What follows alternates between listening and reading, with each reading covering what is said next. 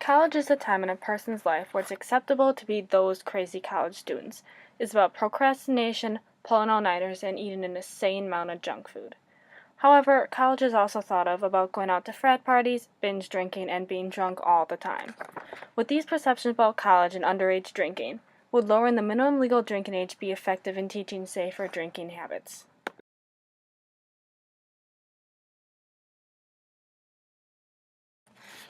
In the 1960s and 70s, the legal drinking age varied from state to state. Some states believed that when a person turned 18, they had the responsibility to decide if they wanted to consume an alcoholic beverage. However, in 1984, Mothers Against Drunk Driving Association influenced Congress to pass a law that higher the legal minimum drinking age to 21. This new law, the National Minimum Drinking Age, imposed a 10% tax loss on states' federal highway funds if their legal drinking age wasn't raised to 21. The goal of this law was to punish drunk drivers due to increased number of car accidents and injuries related to alcohol consumption.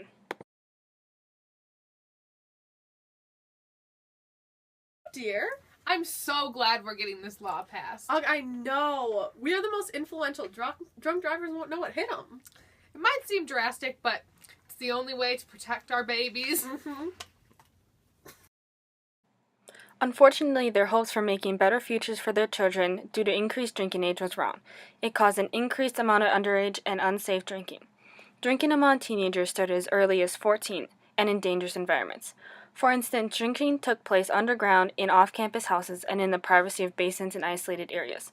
The ban of alcohol created the want for the forbidden fruit, taking whatever chances and consequences necessary to obtain it. In a 2012 study done by U.S. Centers for Disease Control and Prevention, Wisconsin was ranked as the nation's top binge drinking state. There are a variety of reasons and theories as to why the higher legal drinking age amplified the number of underage drinkers, the majority of which can be blamed on taking away something that teens like to do, drink. In a recent article released by the Journal Sentinel in September 2013, 72% of parents said they have allowed their child to drink under the age of 21. Specifically in Wisconsin, a child or minor is allowed to be in a bar and consume alcoholic beverages if they are with their parents, legal guardians, or the parent of legal drinking age, and it is allowed by the licensee to serve parent-accompanied minors. It's through these loopholes in the system that underage drinking is amplified and become a modern-day societal problem. On the other hand, the minimum legal drinking age varies around the world, with the average age globally being 15.9 years old. Internationally, 80% of drinking starts when individuals are 15 years old, according to World Health Organization. In more than 50 countries, the legal drinking age is below the age of 18. The United States is one of 12 countries globally that has drinking age over 18 years old. Why is our legal age higher than most countries? Being 18 gives an individual the right to fly airplanes, enlist in the army, vote, get married, take out loans, and become a legal adult. Why does consuming alcohol require minors and young adults to wait until the age of 21?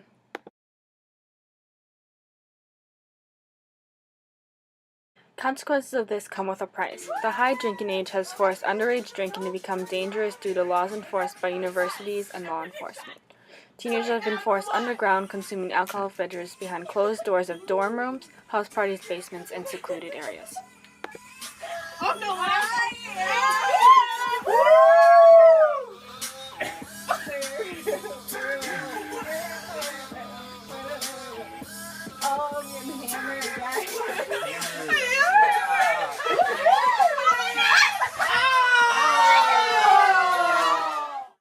The initial goal of raising the drinking age to curb the number of drunk driving accidents had been put in place for a reason.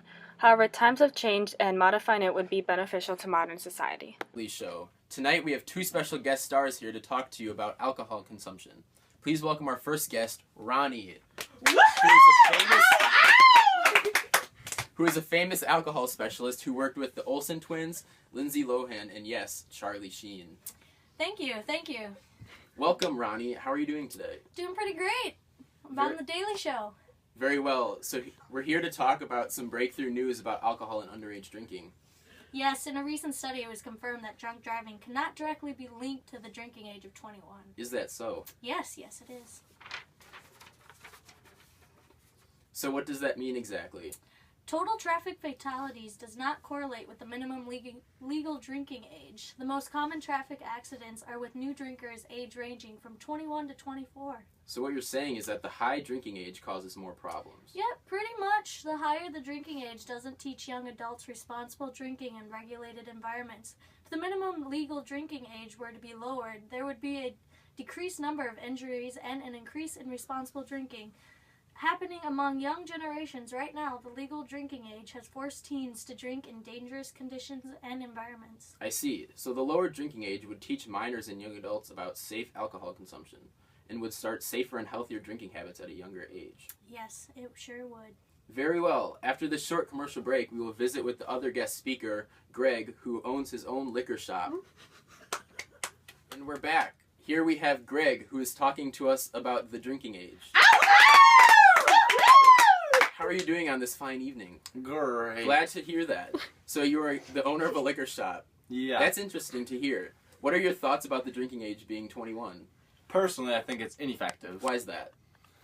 Well, for a variety of reasons. The main one being that despite the drinking age, teens of college students will continue to drink. According to National Center of Addiction and Substance Abuse, underage drinking accounts for 17.5% of alcohol spending, which is equivalent to $22.5 billion. Wow, that's a lot of money. Yep. As a result of this, if the legal drinking age were to be lowered, it would benefit the economy. Do you mean that it would benefit your store? Of course. But it would also benefit restaurants and bars. There would be an increased demand for liquor, which would in turn raise the revenues collected by the government. Interesting. Well, thanks for coming out. That's all the time we have for tonight. As a result, if the age were to be lowered, there would be a healthier drinking trend starting.